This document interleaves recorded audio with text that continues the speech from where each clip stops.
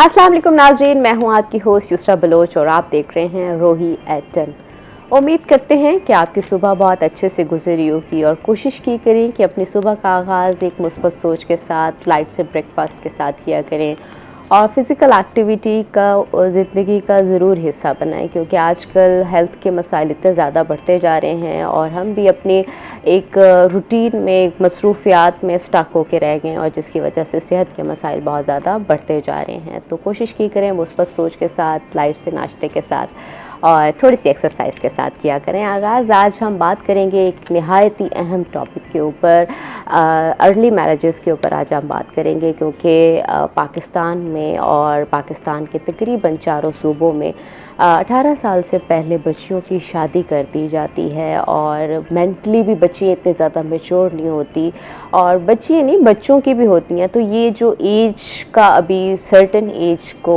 कायम करना कि इस एज तक शादी होनी चाहिए, पंजाब गवर्नमेंट ने एक्शन लिया, उसमें 18 साल तक एज लिमिट को सेट किया गया और ये क्यों कानून मुतारिफ़ करवाया गया, इससे पहले क्या होता रहा। दूसरी जानिब सिंध के अंदर ऑलरेडी मौजूद है, लेकिन कुछ कानून के अंदर लूप होल्स इस तरह के हैं कि उसके बावजूद भी लोग 18 साल से पहले शादी कर लेते हैं और बहुत सारी रिसर्चेस, सर्वेज़, रिपोर्ट्स ये कहती हैं कि 18 साल से तो पहले ख़वातीन यहाँ पर प्रेग्नेंट भी हो जाती हैं। अनफॉर्चुनेटली उनकी मेंटल हेल्थ इतनी ज़्यादा उससे अफेक्ट होती है और उनकी फ़िज़िकल हेल्थ इतनी अफेक्ट होती है, क्योंकि वो फ़िज़िकली मेंटली इतनी मैच्योर नहीं होती तब जब तक वो प्रेग्नेंट हो जाती हैं। दूसरा ये कि पाकिस्तान में और पंजाब में ख़ासकर, और दूसरी जानिब सिंध के लोग अक्सर देखने को मिलता है कि बहावलपुर की कोर्ट में और इस जानिब इस साइड पे निकाह बहुत ज़्यादा रजिस्टर्ड होते हैं कि दूसरी जानिब बॉर्डर से लोग आके दूसरे सूबे में आके निकाह कर लेते हैं, क्योंकि वहाँ पे उसकी एज लिमिट थोड़ी कम होती है या ज़्यादा होती है। आज हम इन्हीं कानूनी मामलात पर बात करेंगे कि इसको कैसे रोका जाए और कानून क्या कहता है इसके ऊपर। हमारे साथ स्टूडियो में मौजूद हैं Shahryar Ehsan Mahmood, advocate high court हैं। सर, आपको वेलकम करते हैं। इसके साथ हम हफ्ते भर की स्टोरीज़ के ऊपर बात करेंगे। हमारे सीनियर रिपोर्टर स्टूडियो में मौजूद हैं, मार इमरान, आपको वेलकम करते हैं। Thank you so much. कैसे हैं इमरान? अल्लाह का शुक्र, बिल्कुल ठीक। सबसे पहले आगाज़ करते हैं शहरियार साहब से। सर, पंजाब गवर्नमेंट ने मैडम चीफ मिनिस्टर और आज़मा बुखारी भी खासी असम्बली में एक्टिव नज़र आई, बड़ी उन्होंने स्पीच की और कहा कि 18 साल की एज तक होनी चाहिए। दूसरा ये कि क्यों ये नया कानून मुतारिफ़ कराया गया जब पाकिस्तान में सिम लेने के लिए या वोट डालने के लिए 18 साल की उम्र तय की गई है। एक छोटी सी सिम हम नहीं ले सकते अगर हमारे पास आईडी कार्ड मौजूद नहीं है, तो शादी जैसा इतना बड़ा कॉन्ट्रैक्ट कैसे कर लेते हैं? बिस्मिल्लाहिर्रहमानिर्रहीम। First of all thank you so much for inviting me here. देखें, कोई भी कानून जब बनता है ना तो उसमें लिखा जाता है कि इसके एम्स एंड ऑब्जेक्टिव्स क्या हैं और बहुत से मसाइल सामने आ रहे थे, जैसे आपने ख़ुद आइडेंटिफाई किया, हेल्थ इश्यूज़, ना सिर्फ हेल्थ इश्यूज़ बल्कि छोटी एज में at the time of delivery of baby माँ उनका इंतकाल हो रहा है, बच्चों का इंतकाल हो रहा है, प्रीमेच्योर डिलीवरीज़ हो रही हैं। उसके अलावा फिर ये जो क्लैशेस हैं और कम उम्र की शादी का, जिस तरह आपने ही आइडेंटिफाई किया कि जो मेच्योरिटी लेवल इतना ज़्यादा नहीं होता मियाँ बीवी के दरमियान इख्तलाफात। So there were many reasons कि इस बात की ज़रूरत पेश आई कि लेजिस्लेशन यहाँ 18 इयर्स की पंजाब में भी की जाए। मैं आपके चैनल की वसातत से नाज़रीन की मालूमात के लिए बताना चाहूँगा कि सबसे पहले ये जो कानून साजी है सुबह सिंध में आई थी कि 18 साल से कम उम्र बच्चा या बच्ची की शादी नहीं हो सकती।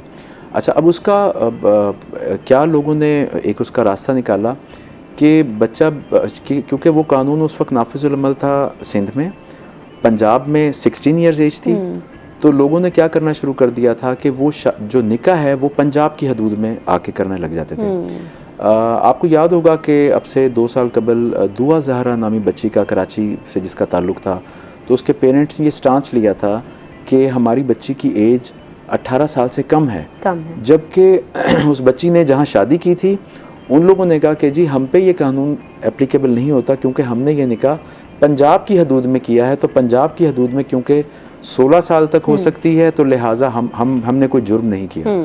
तो इस किस्म के कुछ इश्यूज़ और इसके अलावा भी बहुत ज़्यादा आए, तो फिर गवर्नमेंट ऑफ पंजाब ने इसको टाइमली टेकअप करके अब ये लेजिस्लेशन कर दी है कि 18 साल से कम उम्र लड़का या लड़की इनकी शादी अब नहीं हो सकती।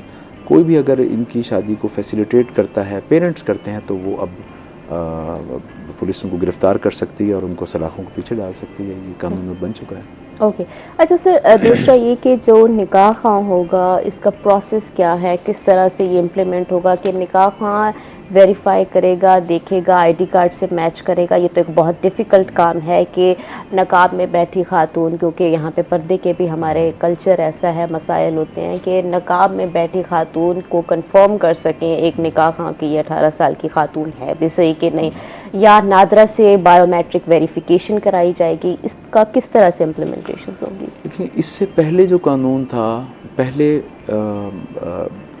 रजिस्ट्रार को पाबंद कर दिया गया था कि जिस तरह पहले उम्र 16 साल थी, तो उसमें सज़ाएँ, देखें सज़ाएँ दो किस्म की हैं, कुछ सख्त सज़ाएँ होती हैं, कुछ फ़ाइन की हद तक होती हैं।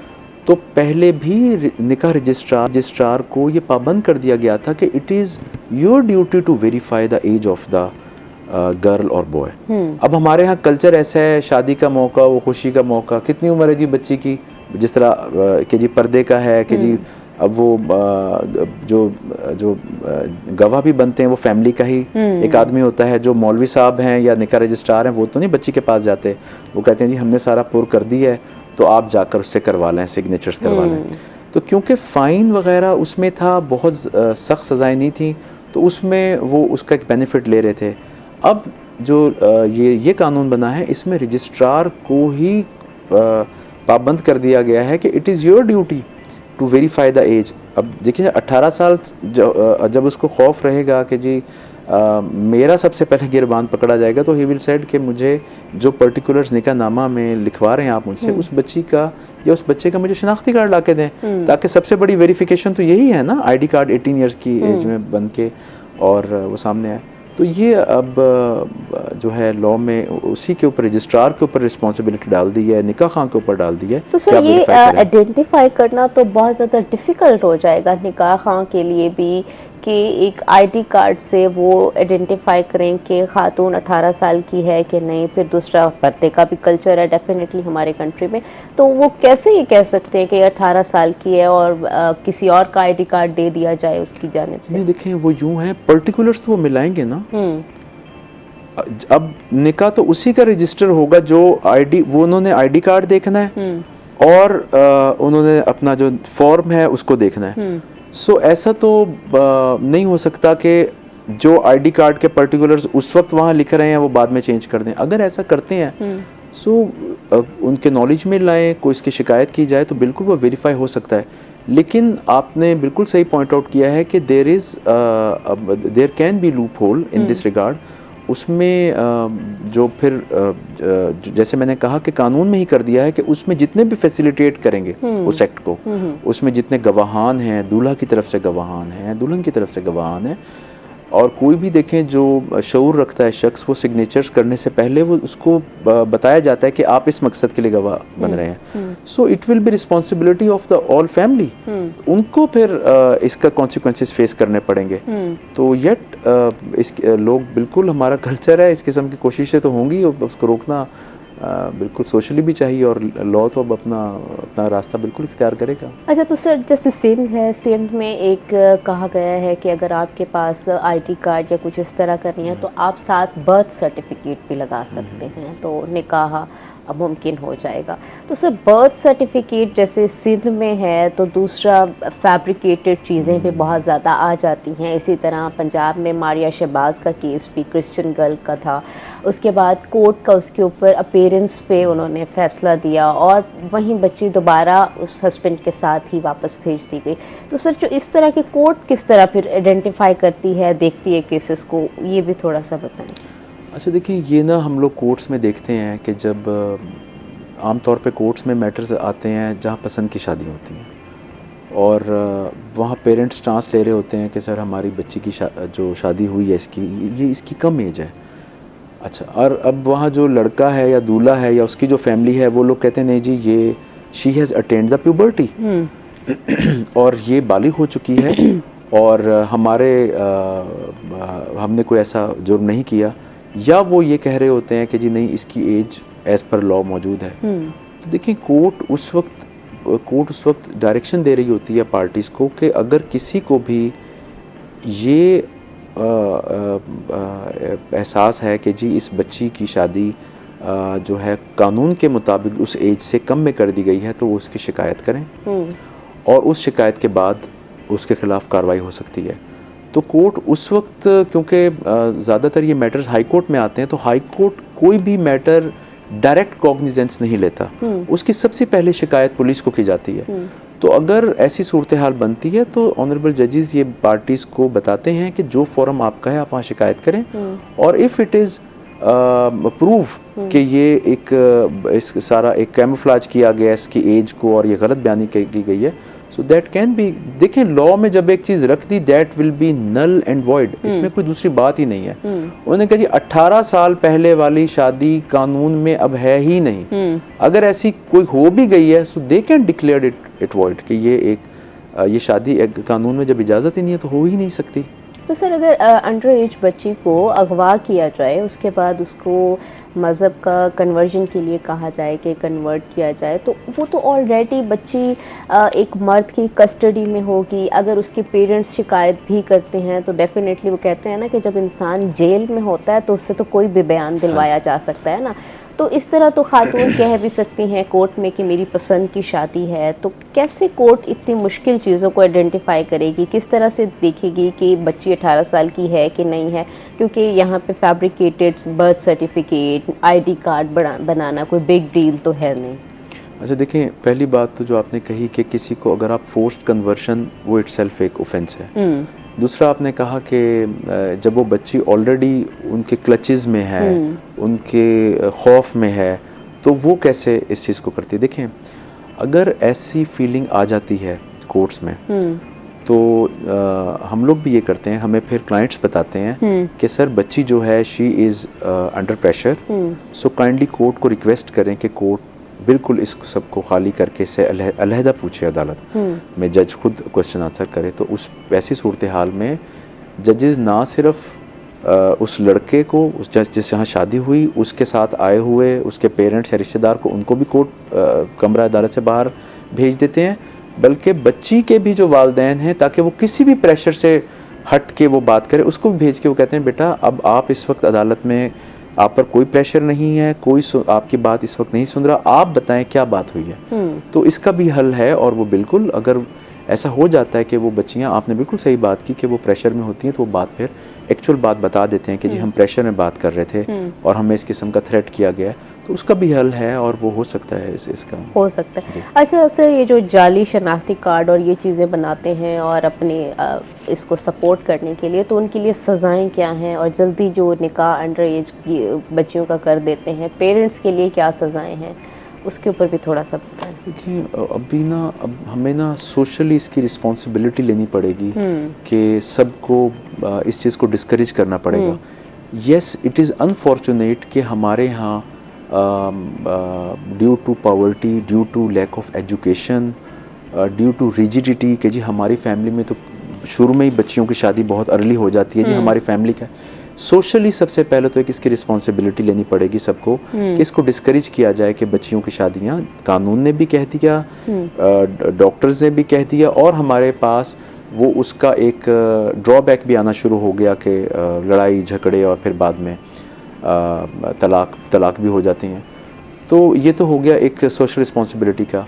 जहाँ तक आपने बात की कि इसको इसमें पेरेंट्स के लिए क्या है, तो इस कानून में ना सिर्फ पेरेंट्स, बल्कि अगर वो बच्ची या बच्चा अपने किसी मामू खाला उनके पास भी रह रहा है, उनकी गार्डियनशिप में है, वो दे आर इक्वली रिस्पॉन्सिबल।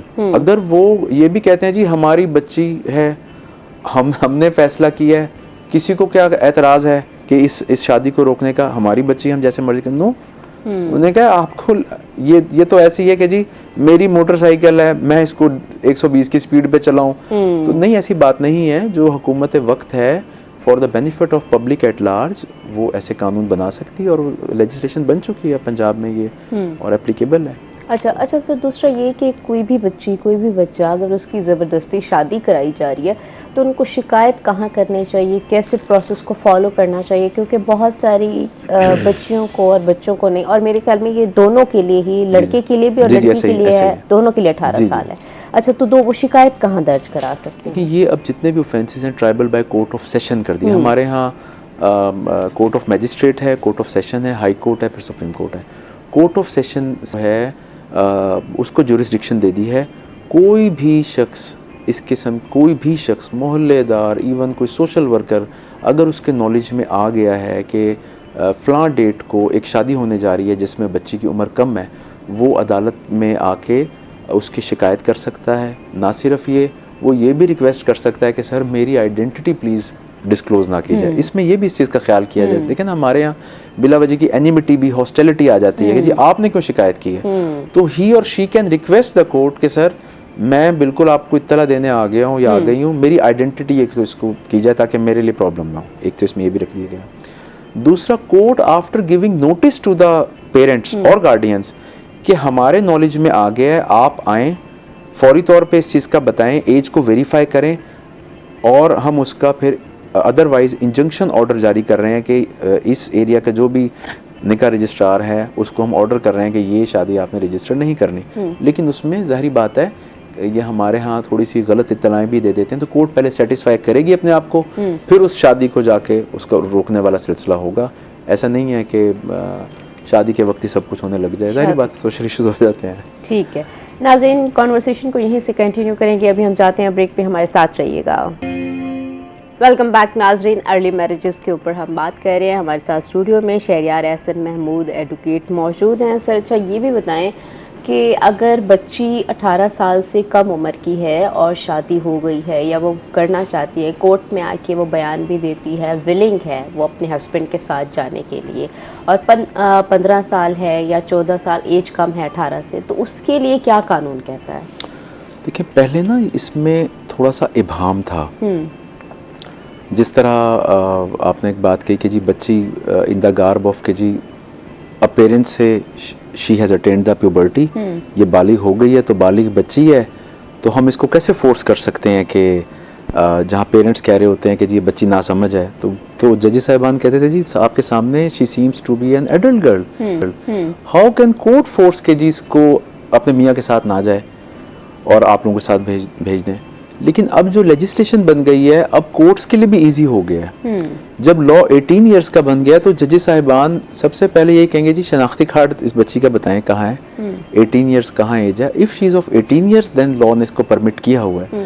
देखिए ये कानून बनाने का मकसद ही ये था कि ऐसी एज 15 साल 16 साल में बच्चियों को ये समझ भी नहीं आ रही होती कि वो उस फैसिनेशन को अट्रैक्ट करते हुए शादी तो कर लेती हैं, लेकिन उसके कॉन्सिक्वेंसेस उन्हें नहीं पता होते, क्योंकि सिर्फ उन्हें तो उस वक्त एक और आगे भी अगर कोई बहुत ज़्यादा एज का बच्चा नहीं है, लेट से वो 18-20 साल के, उसकी भी कोई ऐसी मेच्योर एज नहीं है, तो अदालतें फिर ऐसी सूरत हाल में अगर पेरेंट्स ये कहें कि सर ये बच्ची इस वक्त इसकी एज भी सही नहीं है, ये अपना अच्छा बुरा नहीं सोच सकती, तो कोर्ट के पास ये भी इख्तियार है कि court for the time being उस बच्ची को दारुल अमान में भेज देते हैं, उसकी एज वेरीफाई करवाते हैं।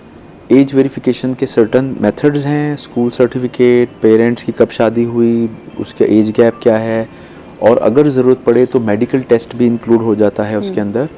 तो अगर वो 18 ईयर्स से कम है तो ऑब्वियसली उसमें फिर कोर्ट उसको कर सकती है कि जी ये तो शादी आपकी वैलिड ही नहीं है in the I of law.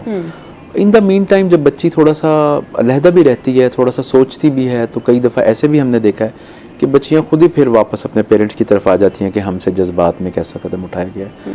तो कोर्ट के पास मेयर्स हैं और ये लेजिस्लेशन बहुत अब काफ़ी फैसिलिटेट करेगी। कोर्ट्स पहले एक थोड़ी सी कंफ्यूज थी कि इसको हम कैसे करें एड्रेस, तो अब 18 इयर्स का तो बड़ा क्लियर बन गया, और सबसे बेस्ट है कि जी आईडी कार्ड दिखाएं और आप बेशक शादी करें। अब हम किसी को फोर्स तो नहीं कर सकते।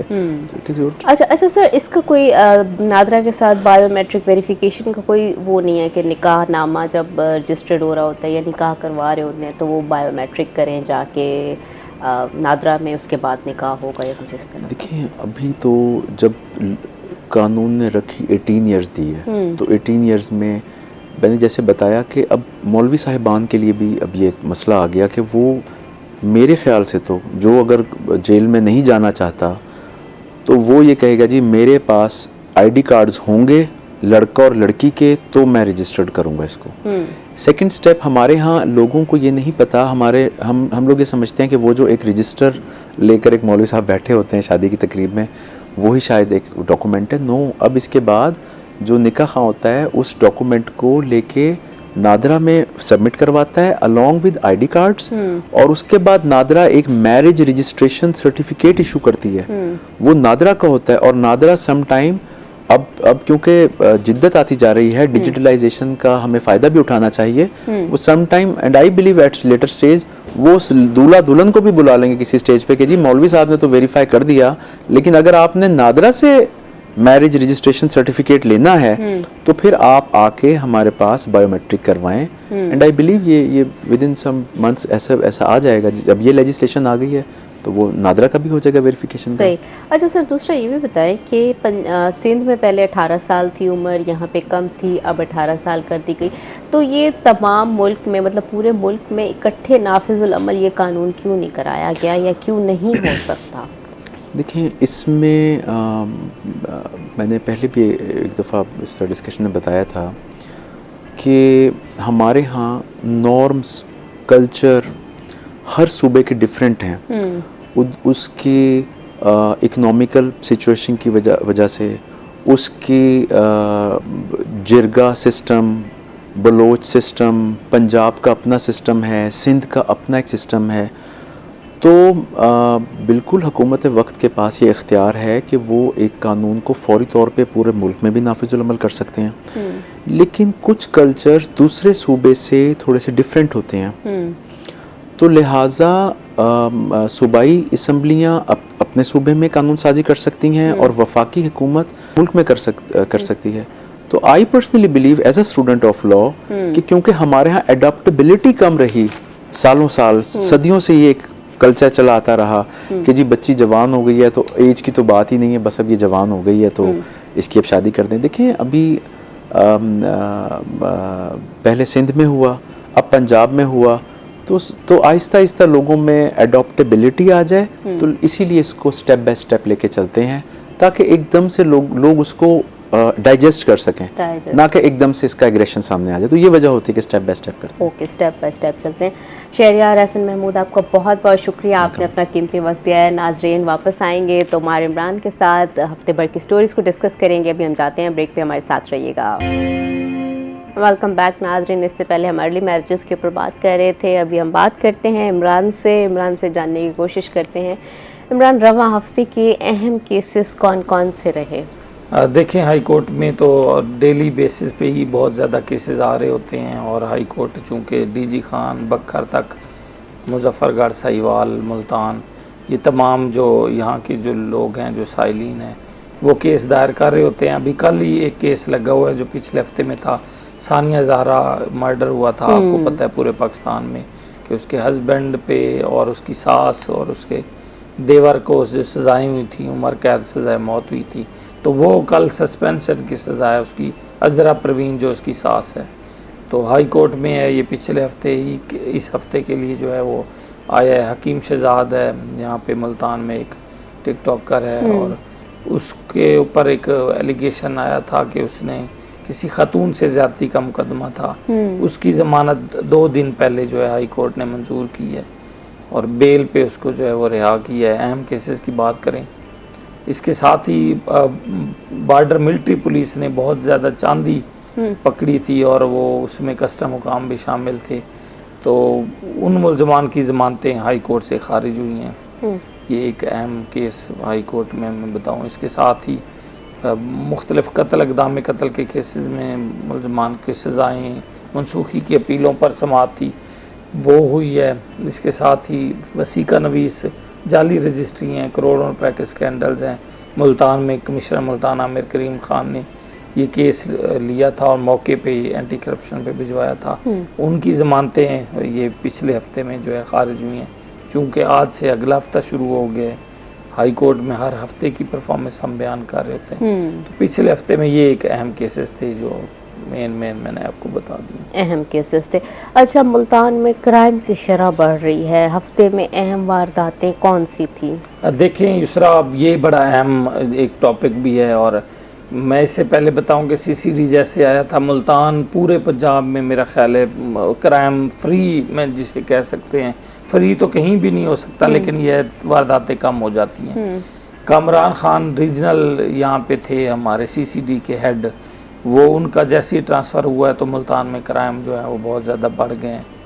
3 दिनों में 3 मर्डर हुए हैं मुल्तान में। ये आज भी एक खातून का मर्डर हुआ है, इससे कल भी एक मर्डर हुआ था, कल रात में, परसों भी एक मर्डर हुआ है। ये तो मैं मर्डर की बात बता रहा हूँ जो कत्ल हुए हैं घरों में। उसके अलावा डेली बेसिस पे तकरीबन 25 से 30 वारदातें दूसरा हो रही हैं, लोगों से स्नैचिंग हो रही है, मोबाइल, लैपटॉप, नकदी, घरों से जेवरात उठाए जा रहे हैं। और दोबारा एक जो सिलसिला क्राइम का बढ़ गया है, क्योंकि ईद कुर्बान है, वो भी मैं बताऊं 7 लोग मोटरसाइकिलों पे आते हैं और थाना ये नांगशाह रोड पे खड़े हुए बकरियों वाले बेचारे गरीब लोग होते हैं, उनकी 20 बकरियां उठा के मोटरसाइकिलों पे और रिक्शे पे चले गए। दिन दिहाड़े का ये वकूआ मैं बता रहा हूँ, ये परसों का वकूआ है। आज बस्ती मलूक में 20 बकरियां, आज की मैं बात बता रहा हूँ, सुबह सुबह वो गए हैं और 20 बकरियां एक बेचारे की वो लेके वो चले गए हैं। इसी तरह घरों से इस तरह भेड़ बकरियां, और ये वो बकरियों के भी एक हफ्ते में तकरीबन 50-60 बकरियां और भेड़ें जो हैं वो लोगों की चोरी हो गई हैं और ज़बरदस्ती जो स्नैच हुई हैं। शहर में वारदातें बहुत ज़्यादा बढ़ रही हैं। क्राइम मुल्तान में जो 0 पे आया था, मैं समझता हूँ अब फिर वो 100% पे हो गया। क्या वजूहात है कि क्राइम इतना ज़्यादा ईद की वजह से बढ़ रहा है? वजूहात क्या है कि इतना ज़्यादा? देखिए वजूहात जाहिर बात है, ईद के दिनों में तो वैसे बढ़ जाता है, हमेशा से हम रिपोर्ट भी करते आए हैं। मोटरसाइकिलें 15 से 20-30 मोटरसाइकिलें एक महीने में जो चोरी हो रही हैं, स्नैच हो रही हैं और चोरी हो रही है। सिर्फ मैं मोटरसाइकिलों की बात बताऊं। दूसरा जो हमारी जो सिक्योरिटी हमारे इदारे हैं, पुलिस की मैं बात करूंगा, तो वो उस तरह से अभी तो सेफ सिटी भी आपके सामने बन गया है, लेकिन मैं समझता हूँ वो उनके ऊपर वो तवज्जो नहीं है इनको कंट्रोल करने के लिए। CCD CIA एक अहम हमारा वो था, अब वो भी बहुत पीछे चले गए हैं। तो दोबारा इनको मुतहरिक होना पड़ेगा। बहुत ज़्यादा ग्रिप कर ली थी पुलिस ने, हर इलाके को मॉनिटर कर लिया था, उनको पता था किस इलाके में वारदात हो रही है। अब सेफ सिटी भी हमारे पास है, लेकिन फिर भी वारदातें, रीजंस मैं अब क्या इसमें मैं महंगाई की तो बात वो तो ऑलरेडी है, लेकिन महंगाई का ये मकसद तो नहीं है कि आप लोगों के घरों में जाएं, लोग स्नैचिंग शुरू कर दें। तो इस तरह नहीं होना चाहिए। मैं सारी नाकामी मुल्तान पुलिस पे डालूंगा कि उसको मुतहरिक होना पड़ेगा, CCD को दोबारा मुतहरिक होना पड़ेगा।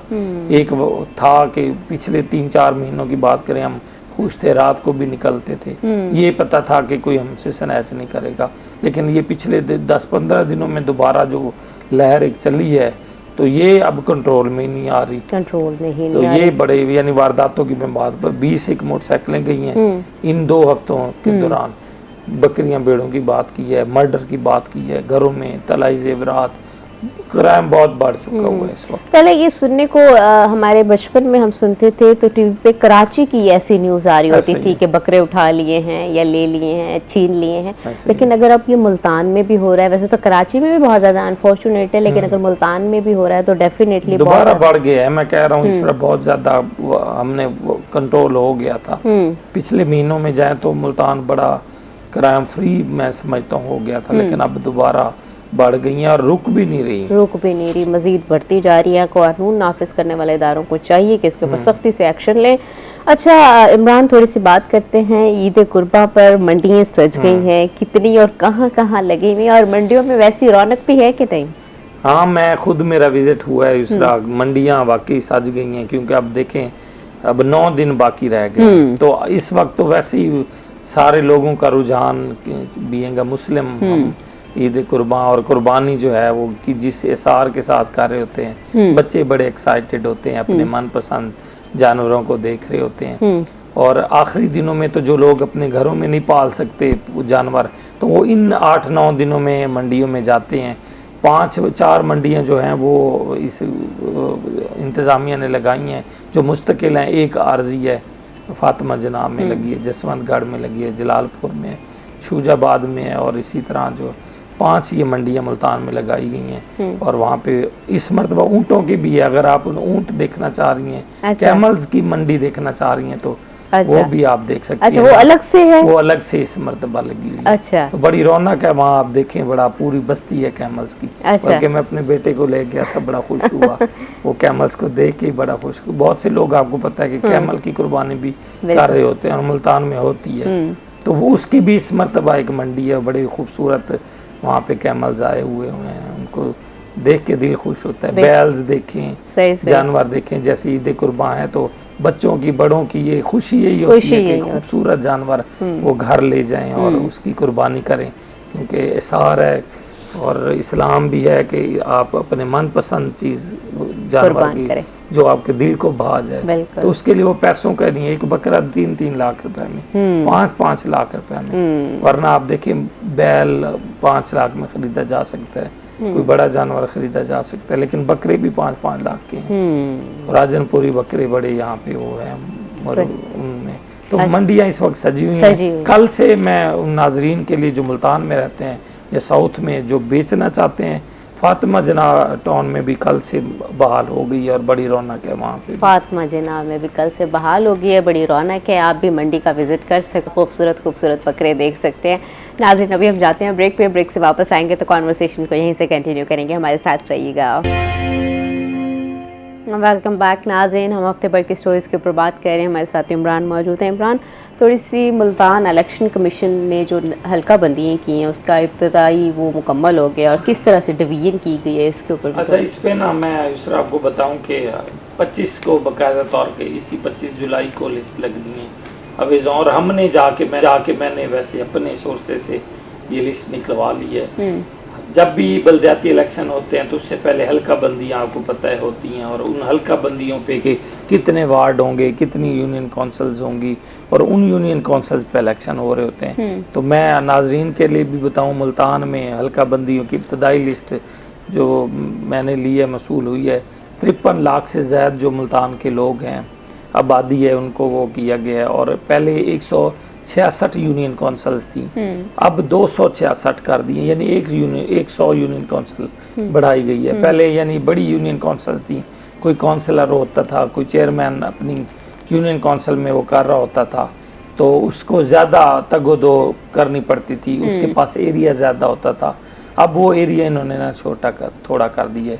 मुल्तान में 6 टाउन थे पहले, मुमताज़ाबाद टाउन को, जक्रिया टाउन को, और उसके बाद बोसन टाउन को अब ख़त्म कर दिए। निश्ता टाउन है, मूसा पाक टाउन है, और ये जो है 3 टाउन अब रखे हैं, 3 ख़त्म कर दिए।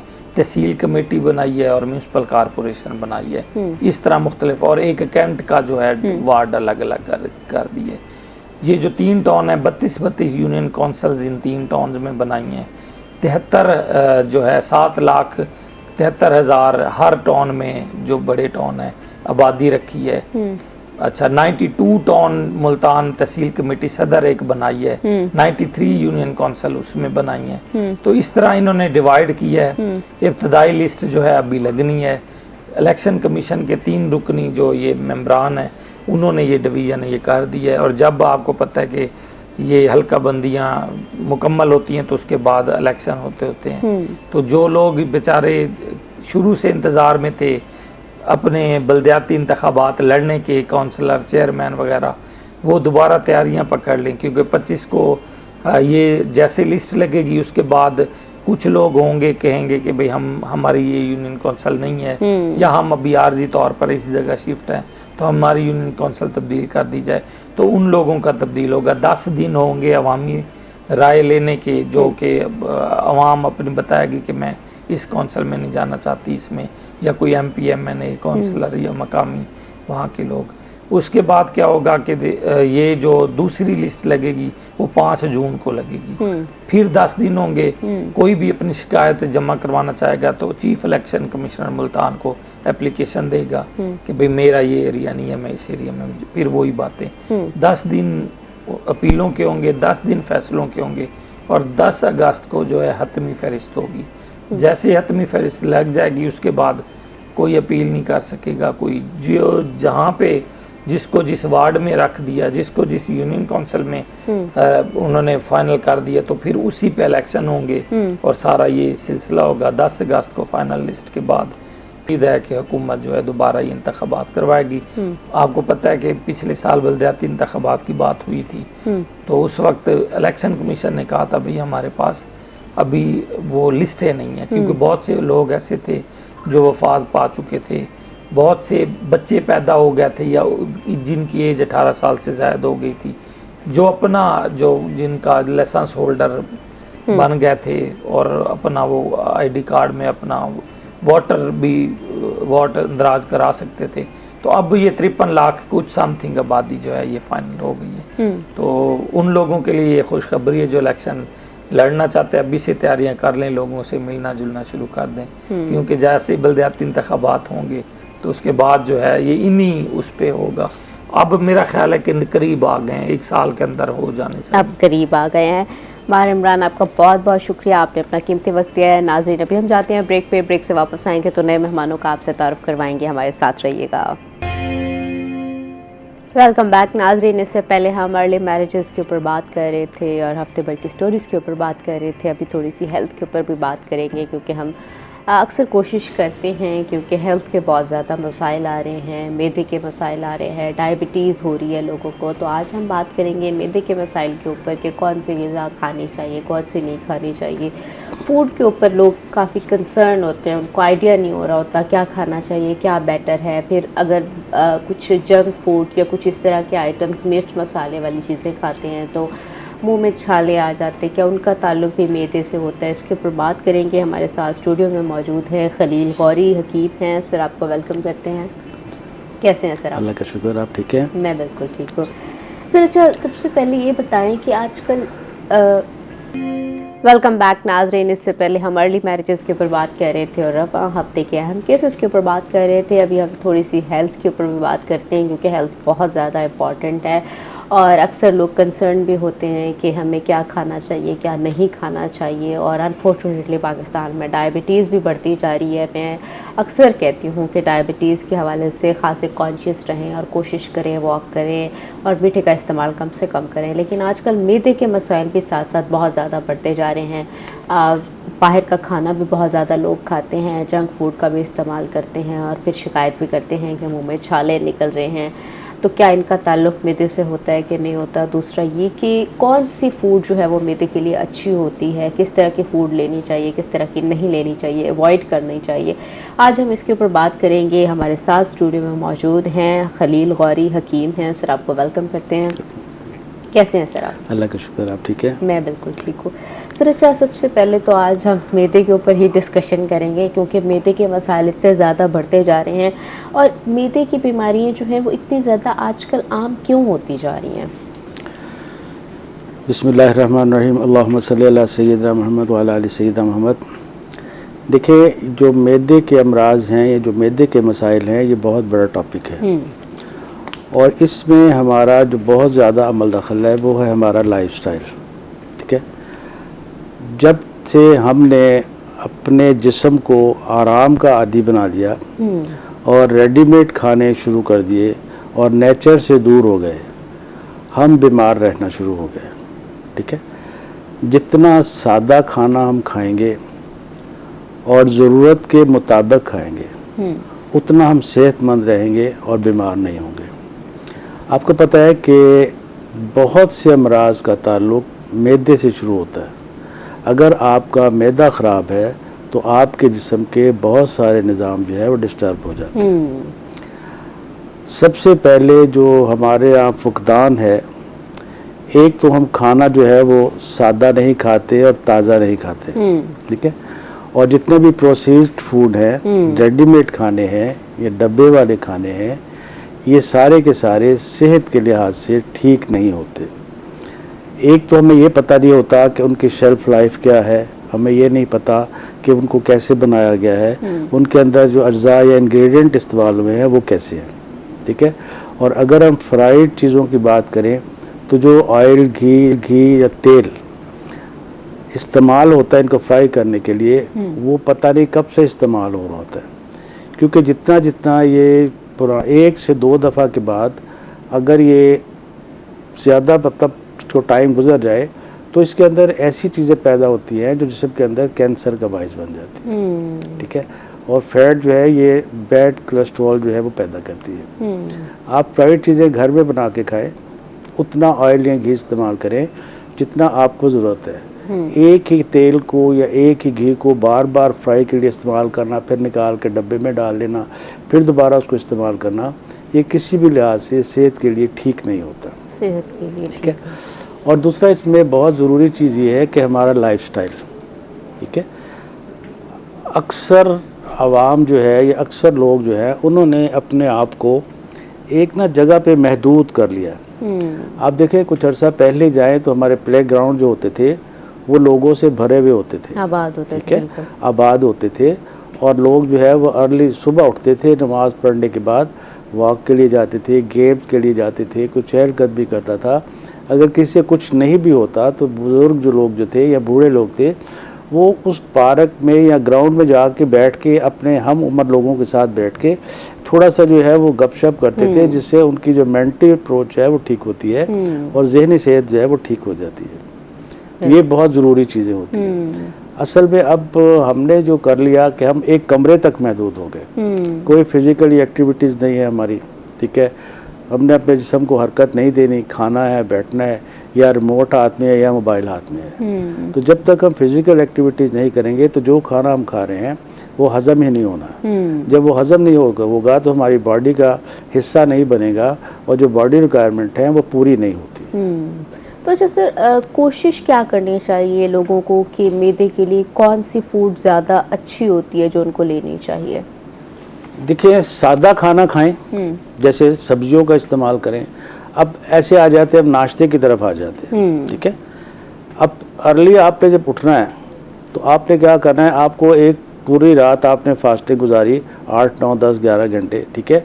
उस वक़्त आपकी बॉडी को एक एनर्जेटिक डाइट की ज़रूरत है। हम उस वक़्त क्या करते हैं, कोई एनर्जेटिक डाइट नहीं लेते। उस वक़्त हमारी बॉडी को प्रोटीन भी चाहिए, हमें फाइबर भी चाहिए, हमें विटामिन सी भी चाहिए, हमें कार्ब भी चाहिए, ठीक है ना। जब तक हम बैलेंस डाइट नहीं लेंगे तो हम पूरे दिन अपनी बॉडी को काम करने के लिए तैयार नहीं कर सकेंगे, ठीक है ना। नाश्ते में आप दही का इस्तेमाल करें, आप अंडे का इस्तेमाल करें, आप सादा रोटी, कोई भी सालन बना हुआ है उसके साथ इस्तेमाल करें, सैलड का इस्तेमाल कर सकते हैं, ठीक है ना, दूध का इस्तेमाल कर सकते हैं। इन चीज़ों का अपने हिस्सा बनाएं। अब हमारे एक बना हुआ है कि नाश्ते में सैलड नहीं खानी, नाश्ते में फ्रूट नहीं खाना, बस वही हमने ब्रेड खाना है, वही हमने जो भी है वो जैम खाना है, या हमने वो चाय के साथ लेना है। लेकिन इन चीज़ों से पेट तो भरेगा आपका, लेकिन आपकी बॉडी रिक्वायरमेंट पूरी नहीं होनी है। जिन चीज़ों की बॉडी को ज़रूरत है हमने वो प्रोवाइड करनी है ना उसको। जब हम वो नहीं देंगे तो पेट तो भरेगा, लेकिन जिस्म के अंदर जो हमारी एनर्जी है वो यूटिलाइज हो जाएगी, और मज़ीद जब नहीं मिलेगी तो फिर हम जो है वो ना सारा दिन काम कर सकेंगे, ना हमारे अंदर एनर्जी होगी, हम सारा दिन ढीले रहेंगे, सुस्त रहेंगे, काम नहीं कर सकेंगे। अच्छा सर, दूसरा ये कि अक्सर लोगों का गिला होता है कि मैदे में गर्मी हुई हुई है, मैदे में गर्मी होने के बाद जो मुंह में छाले आते हैं, क्या उनका ताल्लुक मैदे से होता है या उसका ताल्लुक बिल्कुल इंटायरली कुछ अलग? हाँ, ये बहुत अच्छा सवाल है। देखें, मैदे के अंदर गर्मी नहीं होती। असल में जब मुंह के अंदर छाले बनते हैं वो मैदे के अंदर तेजाबियत की वजह से बनते हैं। अच्छा। जब मैदे के अंदर तेजाबियत ज़्यादा होती है या विटामिन बी कम्प्लेक्स की या B1 की कमी होती है तो वो हमें बॉडी की जो इम्यून सिस्टम है वो इंडिकेट करता है कि आपके अंदर ये प्रॉब्लम आ रहे हैं, उसको ठीक करें। जो लोग अक्सर फास्टिंग में रहते हैं, मैदे को खाली छोड़ते हैं या बहुत मसालेदार चीज़ें खाती हैं, चटपटी चीज़ें खाते हैं, फ्राइड चीज़ें खाते हैं, खुसूसन बाज़ार के खाते हैं, उनके साथ ये प्रॉब्लम ज़्यादा आता है। अच्छा, उनके साथ ये प्रॉब्लम ज़्यादा आता जी। है। मिर्च तो मसाला, ऐसे लोगों को एक तो मैदे को खाली नहीं छोड़ना चाहिए, और एक जितनी भी तेज़ मसाले वाली चीज़ें हैं उनसे अवॉइड करना चाहिए। ओके। अच्छा, मैदे को खाली भी नहीं छोड़ना? जी, देखिए, जब हम मैदे को खाली छोड़ते हैं तो नेचुरल हमारे जिस्म के अंदर HCl नमक का तेज़ाब कुछ मिकदार होती है हाजमे के अमल को ठीक करने के लिए। जब हम मैदे को खाली छोड़ते हैं तो वही एसिड जो होता है वो हमारी मैदे की दीवारों को पंच करता है और उसके अंदर स्क्रैच करता है, जिसकी वजह से एसिडिटी बढ़ती है, फिर बाकी इंडिकेशन आना शुरू हो जाती है। बाकी इंडिकेशंस आना शुरू हो जाती हैं। अच्छा सर, मौसम भी बहुत ज़्यादा गर्म है, दूसरा ये कि लोग गर्मियों में जिस्म को ठंडा रखने के लिए, मैदे को ठंडा रखने के लिए और सेहतमंद खुद को रखने के लिए क्या इस्तेमाल करें? देखिए आजकल दर्जा हरारत बहुत ज़्यादा हुआ है और बहुत से हीट स्ट्रोक के जो है वो केसेस देखने को मिलते हैं और इसकी एहतियाती तदाबीर वो ज़रूर अख्तियार करना चाहिए। सबसे पहले अपने लिबास की तरफ आ जाएं, ढीला ढाला लिबास पहने, हल्के रंग का लिबास पहने, ठीक है। और नंबर 2, अपने पानी से जिस्म के अंदर पानी की कमी नहीं होनी चाहिए, डिहाइड्रेशन का शिकार नहीं होना चाहिए, ठीक है। और तीसरा, ऐसी ग़िज़ा का इस्तेमाल करें जो आसानी से हज़म होने वाली हो जाए, एनर्जेटिक हो और आसानी से हज़म होने वाली हो जाए, ठीक है। और उसके अलावा जब भी आपने घर से बाहर निकलना है तो आप पानी के 1 या 2 गिलास पिएं, लेकिन वो ज़्यादा ठंडे ना हों, ठीक है। अच्छा। और उसके बाद जब बाहर निकले तो सर पे कपड़ा रखें, सर को ढाँप के रखें। अगर बहुत ज़्यादा सफ़र करना है और गर्मी की शिद्दत है तो जो कपड़ा सर पे लेना है उसको गीला करके रख लें। अच्छा सर, गीला करके कपड़ा रखने से अक्सर लोग कहते हैं कि ठंडा गर्म होने से कोई फालिज का अटैक या कुछ इस तरह की चीज़ें, उसके ऊपर भी थोड़ा सा बताएं। देखिए, ठंडा गर्म होने का कॉन्सेप्ट ऐसे नहीं है। जब आप गीला कपड़ा करके सर पे रख के बाहर जाते हैं तो बाहर का टेम्परेचर जो है वो उसको आहिस्ता आहिस्ता जो है वो खुश्क करता है, एकदम से ठंडा नहीं करता। असल में आपने अपने सर को प्रोटेक्शन देनी होती है कि डायरेक्ट हीट जो है वो हमारे सर पे असरअंदाज ना हो, ठीक है। अच्छा। और सर्द गर्म उस वक्त होता है कि जैसे आप बाहर धूप से आए हैं, काफ़ी देर आप धूप में रहे हैं और आते ही फ़ौरन आप एसी वाले कमरे में चले जाएंगे, तो उससे आपका बॉडी टेम्परेचर एकदम से जब नीचे आएगा तो सर्द और गर्म का जो ताल्लुक है उससे ऐसे होता है। या आप धूप से आए हैं तो आते फ़ौरन या ठंडा पानी पीना शुरू कर देंगे, उससे ऐसे होता है। या आप एकदम एसी से निकले हैं या ठंडी जगह से निकले और फ़ौरन तेज़ धूप में चले गए हैं, उस वक्त बॉडी के अंदर ये तब्दीली आती है। उस वक्त बॉडी के अंदर ये तब्दीली आती है। अच्छा सर, दूसरा अक्सर घरों में देखा जाता है और पेरेंट्स भी अक्सर, माएँ दादी देसी टोटके बता रही होती हैं, कुछ भी हो जाए, कोई मैदे का मसला हो जाए, बुखार हो जाए या कोई भी नज़ला ज़ुकाम, तो सर ये देसी टोटके काम आते हैं या बस ये एक मिथ है? देखिए, देसी, पहली बात तो ये है कि टोटका जो है वो इलाज नहीं है, ठीक है। वो आपको फर्स्ट एड के तौर पर वक्ती तौर पर रिलीफ तो दे देगा, लेकिन जो मसाइल हैं उसको हल करने के लिए आपको प्रॉपर इलाज की ज़रूरत होती है, ठीक है। अब मिसाल के तौर पर किसी बंदे ने खाना ज़्यादा खा लिया, उसके पेट के अंदर ब्लॉटिंग हो गई, उसका पेट फूला हुआ है, वो अनईजी महसूस कर रहा है, उसको उस गैस की वजह से सांस लेने के अंदर प्रॉब्लम आ रहा है, तो हमारी जो पुरानी ख़वातीन हैं, नानियाँ दादियाँ हैं या मतलब बुजुर्ग लोग हैं, वो क्या करते हैं, कहवा बना के देते हैं, उसमें पुदीना होता है, अजवाइन होती है या छोटी इलायची होती है, ठीक है। इसका कहवा बना के देते हैं तो उससे गैसेस रिलीज होकर वक्ती तौर पर थोड़ा फ़ायदा होता है। अच्छा। ये बिल्कुल फ़ायदा करती हैं। फ़ायदा करती। टोटका जो है वो मतलब वो नहीं है, बिला ज़रूरत नहीं होता, उसकी ज़रूरत होती है और वो एमरजेंसी बहुत अच्छा काम करता है, लेकिन टोटका इलाज नहीं है। टोटका इलाज नहीं है। अक्सर सर घरों में देखा जा रहा होता है कि ज़ुकाम हो रहा है या गला ख़राब हो रहा है तो अदरक वाली चाय बना के दे देते हैं, शहद दे देते हैं। देखिए, इससे फ़ायदा होता है, ये नेचुरल चीज़ें हैं, ये इंग्रेडिएंट हमारे हर्ब्स के हैं। आपका देखिए जो किचन है इसके अंदर बहुत सारी जो आपका गरम मसाला ही है, ये आपकी बहुत सारी जिस्म की बीमारियों का इलाज मौजूद है। मिसाल के तौर पर आपके किचन के अंदर टर्मरिक, हल्दी मौजूद है। आपको पता है कि हल्दी में हम बाकायदा एक प्रोग्राम कर चुके हैं कि हल्दी जो है ये एंटीबायोटिक भी है, एंटी फंगल भी है, एंटीबैक्टीरियल भी है।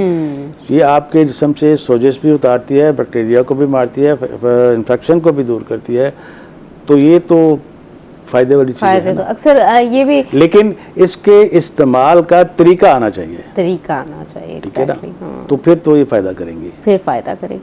अच्छा सर, अक्सर लोग पानी के ऊपर भी कंफ्यूज होते हैं कि सुबह निहार मुँह पानी पीना चाहिए, नहीं पीना चाहिए, उसका कोई फ़ायदा है भी कि नहीं।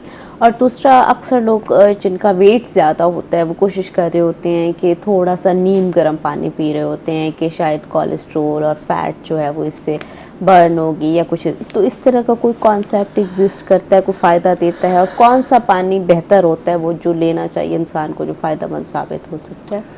सबसे पहले हम आ जाते हैं पानी की तरफ। पानी जिस्म की ज़रूरत है, बल्कि ज़िंदगी के लिए पानी बहुत ज़रूरी है। ठीक है।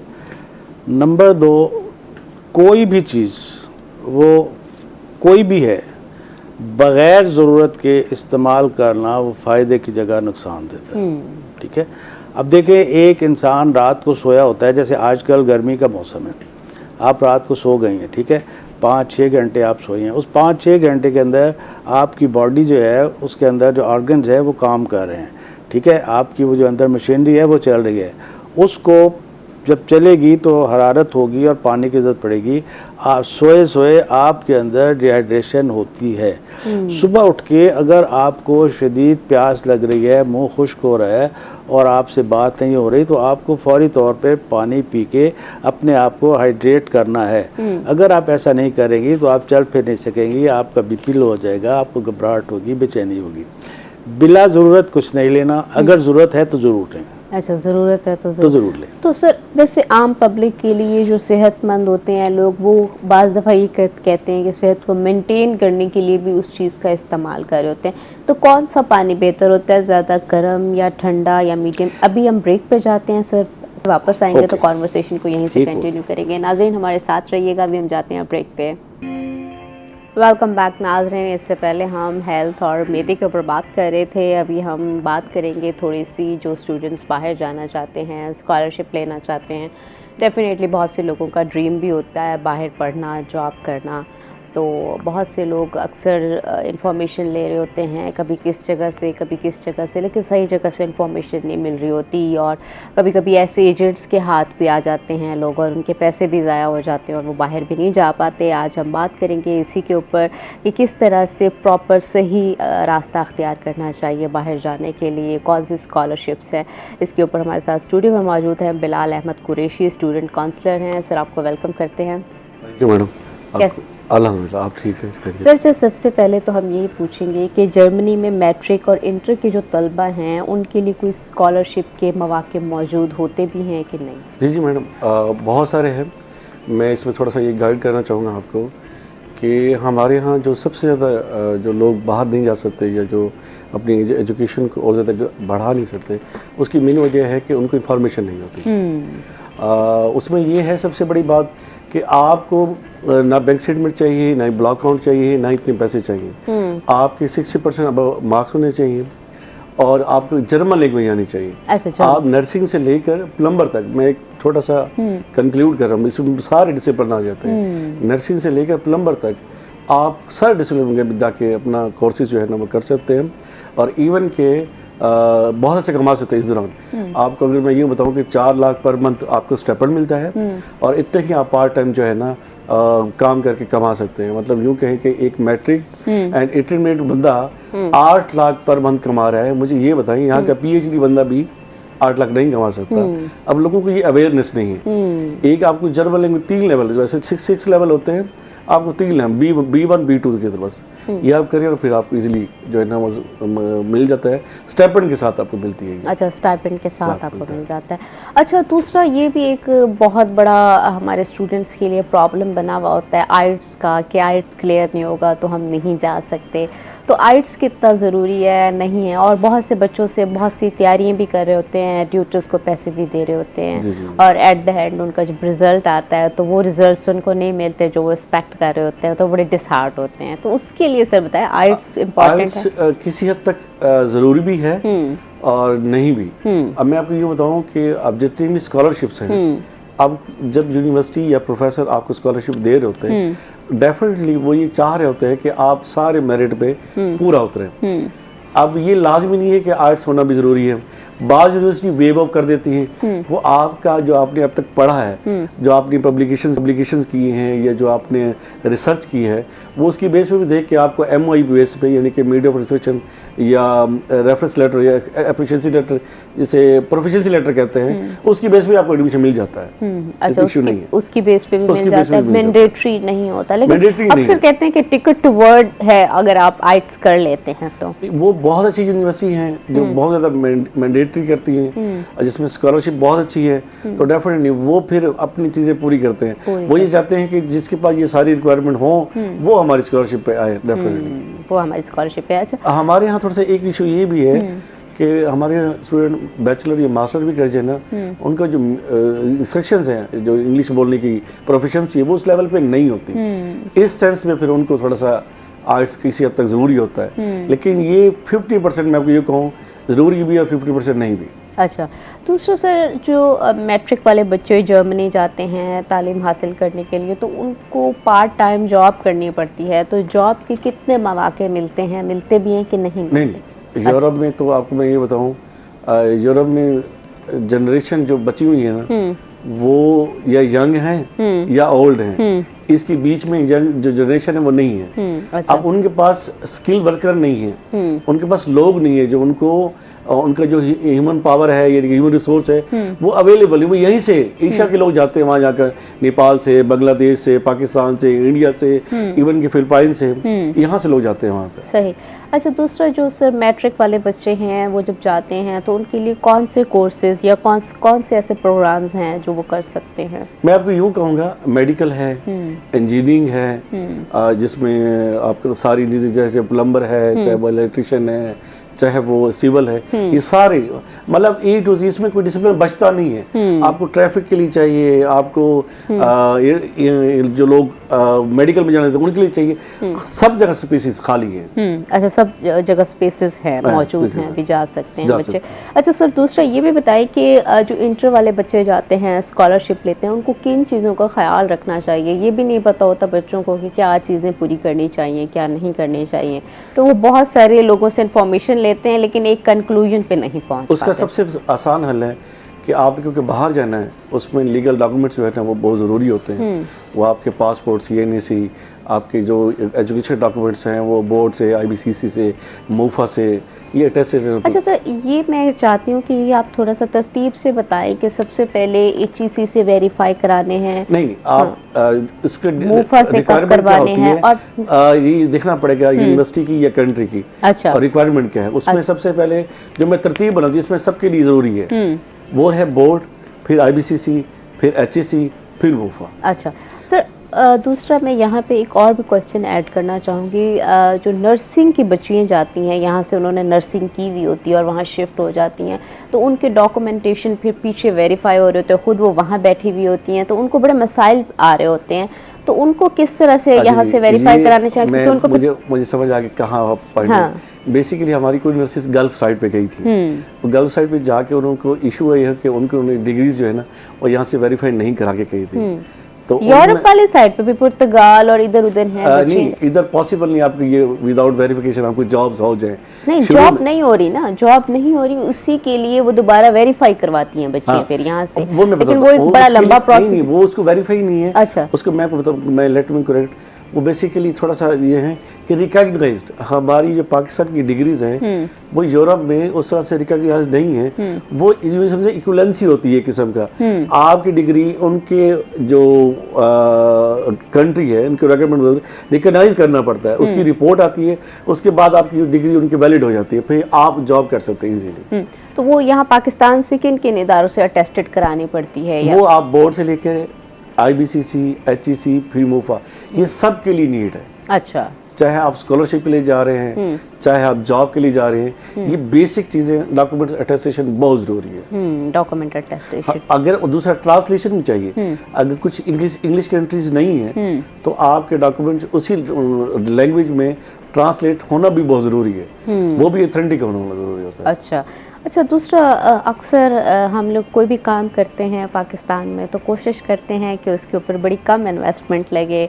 इवन के कोई सोलर लगवा रहे हैं या कुछ ख़रीद रहे हैं तो हम चाहते हैं सस्ती से सस्ती चीज़ मिले, तो कम खर्च में यूरोप जाने का आसान तरीका कौन सा है? वो हाउस बिल्डिंग है।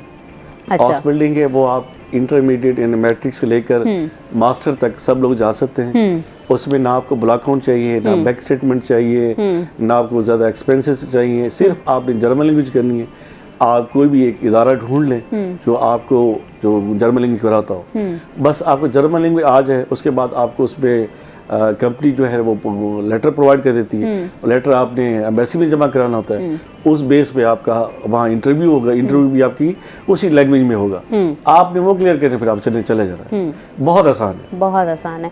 लेकिन जर्मन लैंग्वेज बहुत इंपॉर्टेंट है। मैं बताता हूँ, चाहे आप टर्की भी जाएं, चाहे मलेशिया भी जाएं, जहाँ जिस कम्युनिटी आपने रहना है, जहाँ आपने, वहाँ की लैंग्वेज बहुत ज़रूरी है। आप जब तक बात उनकी लैंग्वेज में नहीं करेंगे, आप ग्रो नहीं कर सकते, आपका नेटवर्क नहीं बनेगा। ये बहुत ज़रूरी है। अच्छा, दूसरा ये जो डॉक्टर्स हैं अक्सर ये भी बाहर जाना चाहते हैं क्योंकि उनका भी बड़े गिले होते हैं कि यहाँ पे हमें उतनी इनकम नहीं मिलती, इतनी सैलरीज नहीं मिलती जितनी हम डिज़र्व करते हैं। मैं डॉक्टर्स के लिए जो दर्द है वो महसूस करता हूँ क्योंकि मैं खुद डॉक्टर हूँ। अच्छा। तो डॉक्टर्स के लिए बाहर बहुत ज़्यादा अपॉर्चुनिटीज अच्छा, अपॉर्चुनिटीज हैं बहुत ज़्यादा। और जैसा कि मैंने अभी कहा कि मैं जर्मनी की बात करूँगा, जर्मनी में डॉक्टर्स या नर्सिस की बहुत ज़्यादा नीड है।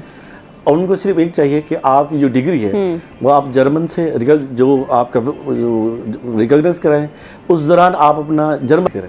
अच्छा, जर्मन लैंग्वेज प्लस आपकी रिकॉग्निशन, इसकी बेस पे आपको वीज़ा लग जाता है, आपको जॉब ऑफर लेटर की भी नीड नहीं रहती। सबसे बड़ी बात, उस बेस पे आपको एम्बेसी वीज़ा दे दी है, आप जाके as a assistant doctor job करते हैं, 3000 यूरो यानी कि 9 लाख रुपया एज ए असिस्टेंट आपको पे मिलती है। जैसे ही आप FSB KP यानी कि उनका जो लोकल एग्जाम है मेडिकल, वो आप क्लियर कर लेते हैं, आप as a independent doctor job कर सकते हैं और काम कर सकते हैं। नाज़रीन, कॉन्वर्सेशन को यहीं से कंटिन्यू करेंगे। अभी हम जाते हैं ब्रेक पे, हमारे साथ रहिएगा। वेलकम बैक नाज़रीन। इससे पहले हम स्कॉलरशिप के ऊपर बात कर रहे थे कि स्टूडेंट्स जर्मनी कैसे जा सकते हैं, कैसे स्कॉलरशिप ले सकते हैं। अभी थोड़ी सी फिर हेल्थ के ऊपर भी बात करते हैं। अच्छा सर, हम बात कर रहे थे मैदे के ऊपर और पानी किस वक्त लेना चाहिए, कौन सा लेना चाहिए। दूसरी जानिब गैस, तेज़ाबियत की भी बहुत ज़्यादा मसाइल होते हैं। बदहज़मी से बचने के लिए आसान तरीका कौन सा है, क्या इस्तेमाल करना चाहिए, कौन सी डाइट लेनी चाहिए? सबसे पहले पानी की तरफ आते हैं। देखिए, जिस्म को पानी की ज़रूरत है, वो किसी चीज़ से मिले हुए की ज़रूरत नहीं है। पहली बात तो ये है कि जिस्म को बुनियादी ज़रूरत है पानी की। ठीक है। अच्छा, उसके बाद हम देखते हैं कि जो भी इंसान है या कोई मरीज़ है, उसके अंदर किस चीज़ की कमी है या उसकी रिक्वायरमेंट क्या है, फिर हम उसके अंदर उसके मुताबिक कुछ ऐड कर देते हैं। जैसे मिसाल के तौर पर कुछ लोग ऐसे हैं जिनके अंदर क़ुव्वत मुदाफ़ियत, जिसको इम्यूनिटी कहते हैं, वो कम होती है, तो उसको पूरा करने के लिए हमें विटामिन C की ज़रूरत होती है। तो अगर आप सुबह नहार में उठ के थोड़ा सा नीम गर्म पानी लेते हैं गिलास, उसमें लीमू का इस्तेमाल कर लें, तो आपको एक तो विटामिन C मिल जाता है, एक आपकी डिहाइड्रेशन जो है वो ठीक हो जाती है। और जब आपको विटामिन C मिलता है, आपकी इम्यूनिटी बेहतर होती है, तो आपका जिस्म जो है वो बीमारियों के ख़िलाफ़ मजबूत हो जाता है लड़ने के लिए। ठीक है ना। तो अच्छा, कुछ लोग ऐसे होते हैं कि जिनका वज़न ज़्यादा है, फैट ज़्यादा है, तो वो अगर देखिए ना, मैंने कहा कि ज़रूरत के मुताबिक है, तो वो अगर पानी के नीम गर्म पानी में लीमू और शहद का इस्तेमाल करके रेगुलर इस्तेमाल करना शुरू करें तो उससे फ़ायदा होता है। सर, लेकिन लीमू से अक्सर लोगों को गले की बड़ी शिकायत रहती है। देखें, लीमू से गले की शिकायत नहीं होती। लीमू के अंदर है वाफर मिकदार में विटामिन C, और विटामिन C जो है वो क़ुव्वत मुदाफ़ियत बढ़ाता है। और जब क़ुव्वत मुदाफ़ियत बढ़ेगी, देखिए गले जो है वो हमारे जिस्म के अंदर एक चौकीदार का काम करते हैं। जैसे ही बाहर से हमारे जिस्म के अंदर कोई भी वायरल या बैक्टीरियल अटैक होना होता है, तो सबसे पहले वो गले झीलते हैं। तो हम इंडिकेट करते हैं, बताते हैं कि आपके जिस्म के अंदर कोई बैक्टीरिया या वायरस जो है वो जा रहा है, तो उसको बेहतर करें। ठीक है। अब वो कैसे जा रहा है, वो डस्ट की वजह हो सकती है, वो ज़्यादा खट्टी चीज़ों का इस्तेमाल हो सकता है, वो आर्टिफिशियल तुलसी हो सकती है, जैसे टाटी वाला जो है वो आजकल गोलगप्पे का पानी है या दही बड़े हैं, जो कुछ भी है, ठीक है, उनसे अवॉइड करना चाहिए। या कोई भी कोल्ड ड्रिंक्स आप लेते हैं किसी भी किस्म की, वो बहुत ज़्यादा ठंडी है, वो ख़राब करती हैं। या कुछ भी जो हमारे डब्बे वाले जूस कोई भी होते हैं या कोई भी ड्रिंक्स हमारे होते हैं, उनको प्रिजर्व करने के लिए उसके अंदर जो एसिटिक एसिड होता है वो जो है वो डिस्टर्ब करता है। इन चीज़ों से बचना चाहिए। इन चीज़ों से बचना चाहिए। अच्छा सर, दूसरा ये भी होता है कि अक्सर जब बीमारी होती है तो अक्सर लोग दवा की तरफ भी चले जाते हैं, लेकिन अक्सर लोग अपनी तर्ज ज़िंदगी को बेहतर करना शुरू कर देते हैं। क्या बीमारी सिर्फ दवा से ही ख़त्म हो जाती है? छोटी मोटी बीमारी या तर्ज ज़िंदगी को बेहतर कर लिया जाए तो बीमारियों से बचा जा सकता है? दवा का नंबर बाद में आता है। देखें, बीमारी जो है वो हमारा लाइफस्टाइल है, ख़राब लाइफस्टाइल, और हमारी जो है वो नाक़िस ग़िज़ा की वजह से है। ठीक है ना। हमने देखना ये है कि ये क्यों पैदा हो रहा है, उस क्यों को दूर कर दे, आप ठीक हो जाएंगी। दवाई की ज़रूरत या दवा की ज़रूरत या किसी भी मेडिसिन की ज़रूरत उस वक्त पड़ती है जब वो बीमारी आपके जिस्म पर असरअंदाज हो चुकी हो, तो उसको बेहतर करने के लिए, और जिस वजह से हुई है उसको ठीक करेंगे, और फिर साथ में आपकी मेडिसिन लेंगे, वो किसी भी सिस्टम में चले जाएं आप। बिल्कुल ऐसे ही है। अच्छा सर, आजकल स्क्रीन का ज़माना है, एंड्रॉयड फ़ोन आ गए हैं, लोग बहुत ज़्यादा फ़ोन का इस्तेमाल करते हैं, टेक्नोलॉजी जैसे जैसे आ रही है उसके फ़ायदे भी हैं तो नुकसानात भी साथ में ही आते हैं। तो आजकल बहुत ज़्यादा बच्चे स्क्रीन का इस्तेमाल करते हैं, काम भी कर रहे हैं, बाज़ दफ़ा पढ़ भी रहे हैं, लेकिन मूवीज़ भी देख रहे हैं, इवन के छोटे छोटे बच्चे भी कार्टून्स देख रहे होते हैं और स्क्रॉल कर रहे होते हैं, तो उसकी वजह से बड़ी नींद की कमी पैदा होती है। तो नींद की कमी से क्या बॉडी के ऊपर, क्या मैदे के ऊपर असरात क्या आते हैं? देखिए, नींद अल्लाह ताला ने क्यों रखी कि आपका जिस्म जो है वो आगे काम करने के लिए, एग्जर्शन करने के लिए तैयार हो जाए। ठीक है, अब आपके अंदर कैपेसिटी है 20 किलो वज़न उठाने की, आप उसके ऊपर 40 किलो वज़न रखेंगे तो क्या होगा? खराबी आएगी ना। जब आपकी नींद पूरी नहीं होती, जब आप सुबह उठेंगे, एक तो आप फ्रेश नहीं होंगे, फिर दूसरा आपने जो अपनी फिजिकल एक्टिविटीज़ करनी है उसके लिए बॉडी तैयार ही नहीं होगी, और जो नींद के दौरान बॉडी के अंदर रिपेयर होनी होती है वो नहीं होती, तो इसके प्रॉब्लम आते हैं। प्रॉब्लम्स कोई भी चीज़ हो, चाहे वो खाना है, चाहे वो कोई फिजिकल एक्टिविटीज़ है, चाहे वो रीडिंग है, चाहे वो कुछ भी है, अगर आप एतदाल से ज़्यादा जाते, बदएतदाली तो इस्लाम में जायज़ है नहीं, किसी भी सिस्टम में जायज़ है नहीं, तो कुछ भी करें एतदाल में करें तो आपको प्रॉब्लम नहीं आता। एतदाल में करें, एक्सेस तो किसी भी चीज़ की आपके लिए नुकसानदेह साबित हो। बदएतदाली तो ख़राब करती है। अच्छा सर, दूसरा अनफॉर्चुनेटली पाकिस्तान में डायबिटीज़ तो बहुत ज़्यादा बढ़ता जा रहा है, शायद इसकी एक कॉज कज़न मैरिज भी है और हमारी तर्ज़ ज़िंदगी भी है, क्योंकि जिस तरह की खुराक हम खा रहे हैं। दूसरा, जंक फूड की तरफ बच्चे बहुत ज़्यादा जा रहे हैं, छोटे छोटे बच्चों में, मतलब एक 25, ज़रूरी नहीं है कि बड़ों में, 25-26 के एज ग्रुप में भी डायबिटीज़ नज़र आ रही है, बीपी शूट कर जाता है, इस तरह के बड़े परेशान कुन मसाइल उनमें दिखाई दे रहे हैं। तो उनको कौन से खुराक लेनी चाहिए, तर्ज़ ज़िंदगी बेहतर कैसे करना चाहिए कि ताकि डायबिटीज़ से बचा जा सके? अनऑफिशली तो पाकिस्तान पहले नंबर पर है, लेकिन डॉक्यूमेंटेड तीसरे चौथे नंबर पर आ रहा है। ये तो बहुत परेशान कुन सूरत हाल है। देखें, जब से हमने अपने प्ले ग्राउंड्स को गैर आबाद कर दिया, हम बीमार होना शुरू हो गए।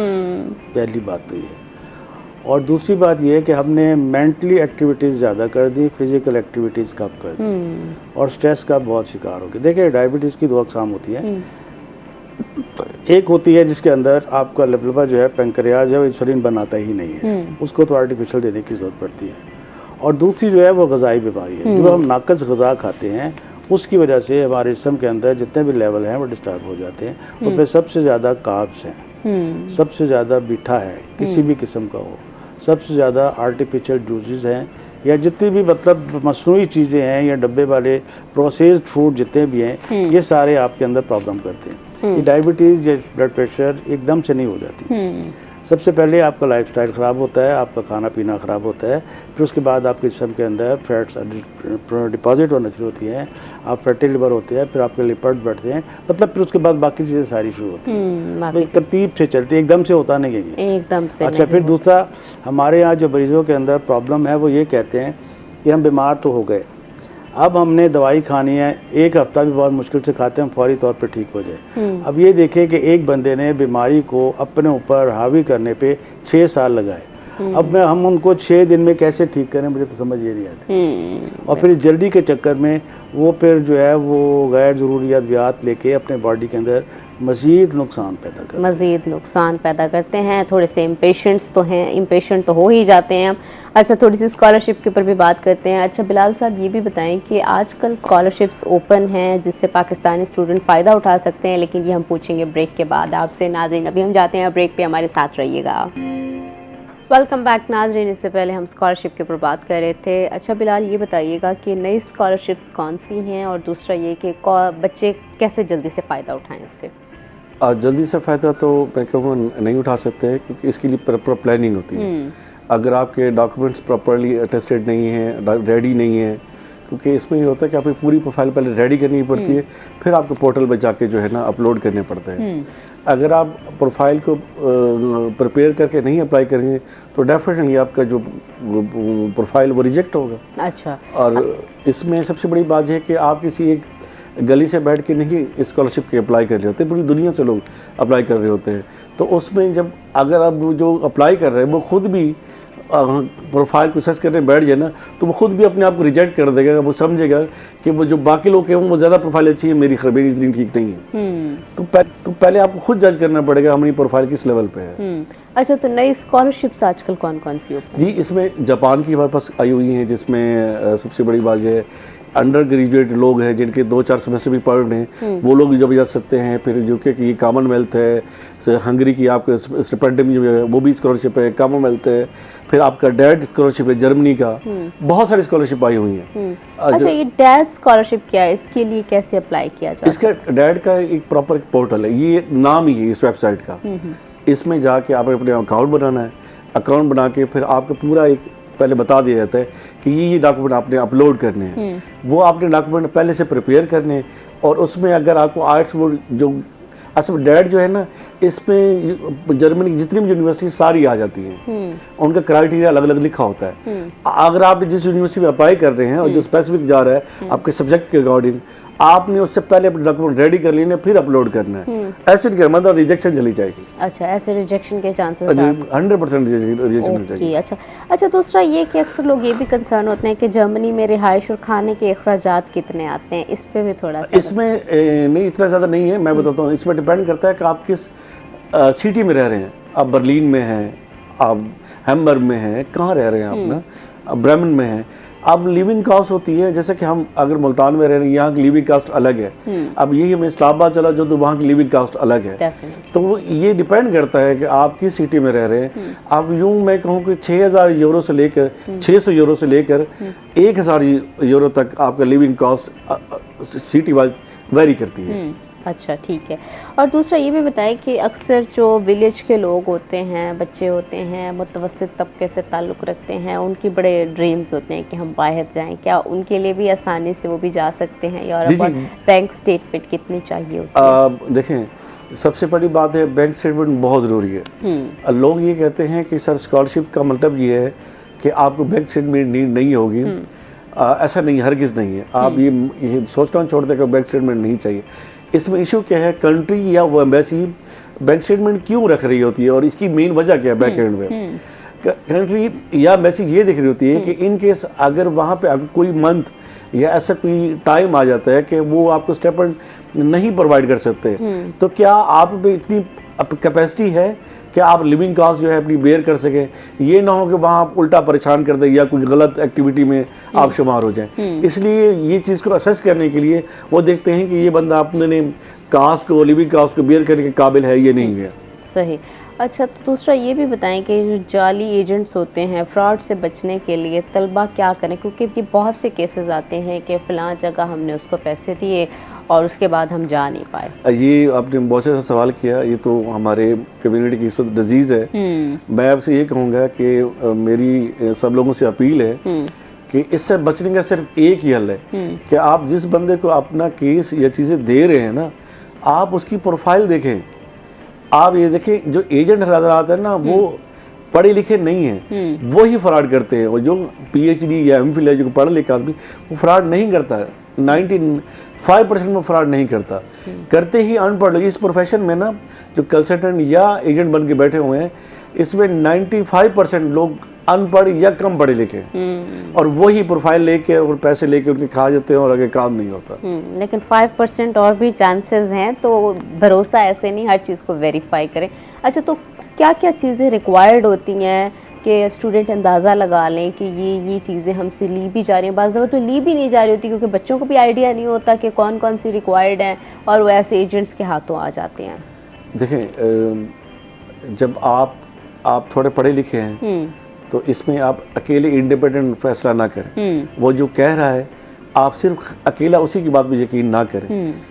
आप इस वक्त इंटरनेट का दौर है, आप सेकंड ओपिनियन पे जाएं, इंटरनेट पे एक्सप्लोर करें, यूट्यूब देखें कि क्या वो बात जो कह रहा है वो ये एग्जिस्ट भी करती है। जिस चीज़ की वो कह रहा है वो वेबसाइट देखें, उनका फी स्ट्रक्चर देखें। आप तब जाके यकीन करें कि बाकी जो बात जो कह रहा है वो ठीक है या नहीं। ऐसा नहीं है, ऐसे नहीं। आप जिस बंदे को आप ये देखें, हम जब डॉक्टर को बीमार होता है, सॉरी पेशेंट को बीमार हो, वो डॉक्टर के पास जाता है, पेशेंट डॉक्टर के पास जाते हुए उसकी प्रोफाइल ज़रूर चेक करता है आया कि ये बंदा हमें ठीक कर सकता नहीं कर सकता, तो यहाँ पे ये क्यों नहीं प्रोफाइल चेक करते? डेफिनेटली चेक करनी चाहिए प्रोफाइल। अच्छा, दूसरा ये भी बताएं कि एक स्टूडेंट के लिए जो इंटर के बाद जा रहा है ग्रेजुएशन के लिए, उसको बैंक स्टेटमेंट कितनी चाहिए होगी?